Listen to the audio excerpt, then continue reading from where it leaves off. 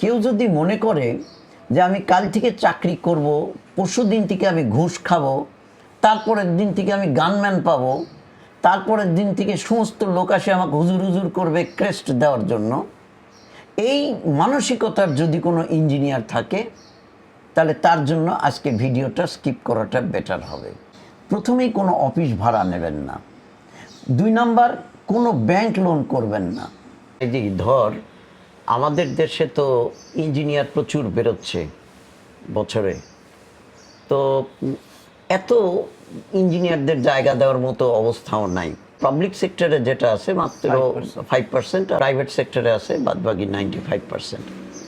তো এছাড়াও বেশ কিছু অংশ প্রাইভেট সেক্টরের মধ্যেই একটা বড় অংশ বিজনেস করে ইঞ্জিনিয়াররা। সেই বিজনেস বিভিন্ন ধরনের হয়। এখন কেউ যদি মনে করে যে আমি কাল থেকে চাকরি করব, পরশু দিন থেকে আমি ঘুষ খাবো, তারপরের দিন থেকে আমি গানম্যান পাবো, তারপরের দিন থেকে সমস্ত লোক আসে আমাকে হুজুর হুজুর করবে ক্রেস্ট দেওয়ার জন্য, এই মানসিকতার যদি কোনো ইঞ্জিনিয়ার থাকে তাহলে তার জন্য আজকে ভিডিওটা স্কিপ করাটা বেটার হবে। আর কেউ যদি মনে করে যে না, আমি মর্যাদার সাথে আমি যে বুদ্ধি দিয়ে আমি ইঞ্জিনিয়ারিং পড়ছিলাম ঠিক সেই বুদ্ধি আমি আমার কাজে লাগাবো, তাহলে একটু ভিডিওটা শুনতে পারেন।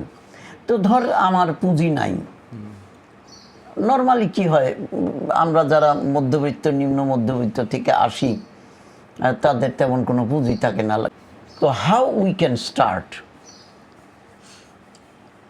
অ্যাকচুয়ালি ইচ্ছা থাকতে হবে প্রথমে। আমি মনে করি মানুষের ইচ্ছাটাই হচ্ছে প্রধান একটা জিনিস। সে 2টা জিনিস শিখতে পারে, এক ইট্যাপস আর অটোক্যাড। এই 2টা জিনিস যদি সে ভালো মতো শিখতে পারে, সে দেখা যায় যে কন্ট্রাকচুয়াল কিছু কাজ নিল। ধরো যে একটা বিল্ডিং ডিজাইন হচ্ছে, ধরো একটা রেসিডেন্সিয়াল বিল্ডিং 6 স্টোরিড বা একটা ডুপ্লেক্স বাসা ডিজাইন হচ্ছে, সে চাইলে ওই ডিজাইনের কাজটা নিল, পরবর্তীতে মালিককে দেখালো, এটা ফ্রি করে দিল। রাইট, আমি এটা বলছি, এটা সে ফ্রি করে দিল। এটা ফ্রি করে দিল। সে কি করলো, মালিকের যিনি আর কি কনস্ট্রাকশনটা করতেছেন, এটাতে ওনার দৃষ্টি আকর্ষণ হবে যে না, জিনিসটা তো খুব অ্যাট্রাকটিভ বা ক্রিয়েটিভ ওয়েতে করা হয়েছে, এই ছেলেটাকেই দেখি কাজে লাগানো যায় কিনা। তখন দেখা গেল ছেলেটা বললো যে আমাকে মাসে ফোর্সে এরকম যদি সে 2-3 বা 4-5 হাজার টাকা পার মান্থ সে এক একটা প্রজেক্টের জন্য নেয়, মানে ইভেন কনস্ট্রাকশন সুপারভিশন, এই যে জি ওইটাই তো নেয়, সে যদি ফোর্সে এরকম 5টা বাসা বা 7টা বাসার কনস্ট্রাকশন সে সুপারভাইজ করবে। একটা জিনিস বলে রাখি, তুই সম্ভবত যে জিনিসটা বলতে চাচ্ছিস সেটা হচ্ছে যে he is not a contractor, না, he is the bridge between contractor and the client. হ্যাঁ, Am I correct? সে ওভারভিউ করবে আর কি, সে ওভারভিউ করবে, গাইড করবে, সুপারভাইজ করবে, মনিটর করবে, এবং তার যে ক্লায়েন্ট, সেই ক্লায়েন্টের সে বিশ্বস্ততা অর্জন করবে। রাইট, সে জিনিসটা এমন ভাবে কাজ করবে, সে হচ্ছে ক্লায়েন্টের ম্যান, সে ক্লায়েন্টের ম্যান, রাইট। সে ক্লায়েন্টের হয়ে প্রতিনিধিত্ব করবে, যাতে কন্ট্রাক্টর এবং মিস্ত্রি যারা আছেন তারা যাতে সবাই ঠিকমতো কাজটা করে। আচ্ছা, এই ক্ষেত্রে একটা জিনিস আমরা প্রায় ভুল করি আর কি, ধর বাসা একটা ডিজাইন করে ফেললাম ভালো একটা ইঞ্জিনিয়ার দিয়ে, আমরা দেখা যাচ্ছে কনস্ট্রাকশন সুপারভিশনে আর তাদের ব্যবহার করি না। This is totally wrong. Totally রং।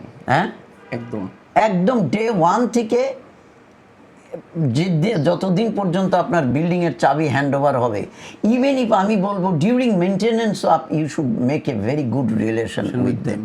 আচ্ছা, এখন কথা হচ্ছে যে কোনো মালিকই তো কোনো ইঞ্জিনিয়ারকে রাখতে চাইবে না, যে আমি কেন এই খামাখা ইঞ্জিনিয়ারের পিছনে 10-15 হাজার টাকা খরচ করব বা 20 হাজার টাকা খরচ করব।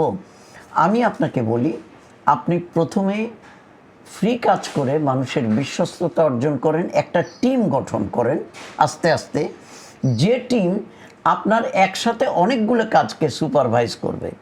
আপনি আস্তে আস্তে আস্তে আস্তে আস্তে এই কোনো বিল্ডিংয়ের মালিকের কাছ থেকে আপনি এককভাবে অনেক টাকা দাবি করেন না, মিনিমাম একটা চার্জ আপনি নেন, নিয়ে আস্তে আস্তে আস্তে আস্তে নিজেকে ফ্লাওয়ারিশ করেন।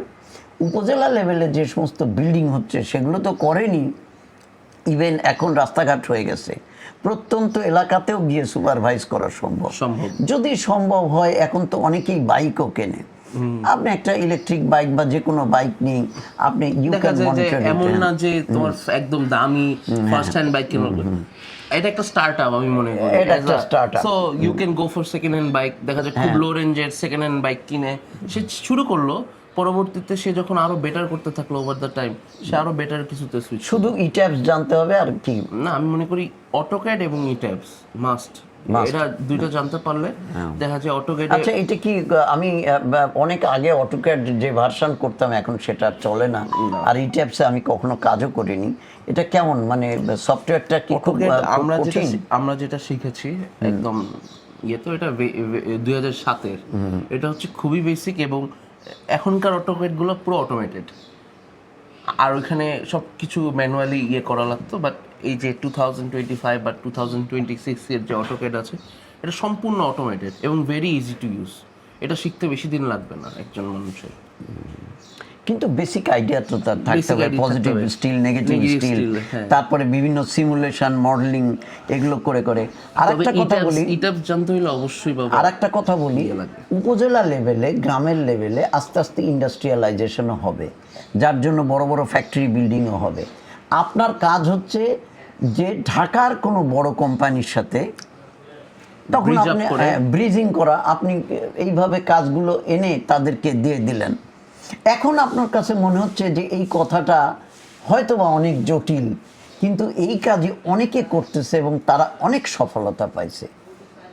কাজেই যদি আপনার ব্রেইন থাকে এবং প্যাশেন্স থাকে তাহলে আপনি, মার্ক জুকারবার্গের সম্ভবত একটা কথা আছে যে যদি তুমি গরিব হিসেবে জন্মগ্রহণ করো এটা তোমার দোষ না, but when you die as a poor man, poor it's man, totally your your fault. fault. হ্যাঁ। হ্যাঁ।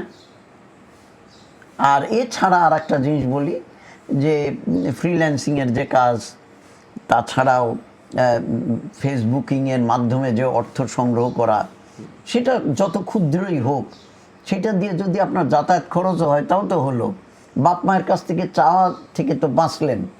তো এইভাবে কিন্তু ইভেন ইফ আমি বলবো যে মোটর পার্টসের দোকান দেওয়াটা ইকুয়ালি অর্দি, তাই না? আর একটা জিনিস আপনাদের বলি, প্রথমেই কোনো অফিস ভাড়া নেবেন না। 2 নাম্বার, কোনো ব্যাংক লোন করবেন না, তাই না? এই দুটো আইডিয়া আমি আপনাদেরকে বললাম। কোনো ব্যাংক লোন করবেন ব্যাংক না। লোন কখন করতে পারবে? যখন একজনের এস্টাবলিশ বিজনেস আছে, সে বুঝতে পারতেছে না আমার মাস শেষে আমি এই ইয়েটা লোনটা আমি রিপে একটা কন্ট্রাক্ট আপনার হলো 6 কোটি টাকার একটা ফ্যাক্টরি বিল্ডিং বানাবেন, তখন আপনি সেই ওয়ার্ক অর্ডার দেখায় ব্যাংক থেকে লোন নিতে পারেন। কিন্তু এই ধরনের ডে টু ডে কাজে খাজনার চাইতে বাজনা বেশি, একটা রুম নিলেন, কম্পিউটার নিলেন, বাপেক দিয়ে বাইক বানালেন, ডোন্ট ডু ইট প্লিজ। আজকাল ব্যবসা করতে আরেকটা কোনো জিনিস- স্পেস লাগে না, লাগে কি? না। হ্যাঁ, না, তার জ্বলন্ত প্রমাণ তো তুই। হ্যাঁ, হ্যাঁ। আর আরেকটা জিনিস, ব্যাংক লোনের সব থেকে বড় অসুবিধা, সিআইবি খারাপ হয় if you don't pay it properly.